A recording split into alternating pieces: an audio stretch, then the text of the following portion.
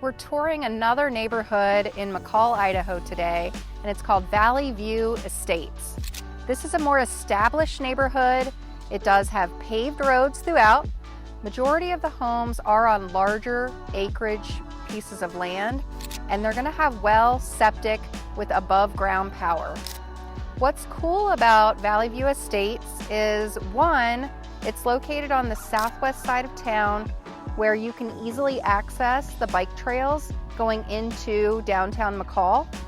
Another cool thing about Valley View Estates is it has a 30+ acre section for Valley View 2 and 3 that those owners can access that run right along the Payette River. In this neighborhood, there's not many lots left available. If you see a vacant lot, usually the person that has the home built right next to it owns the lot next door.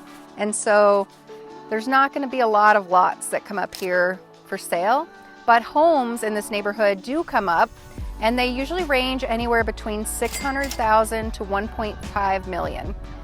So maybe Valley View is the right neighborhood for you.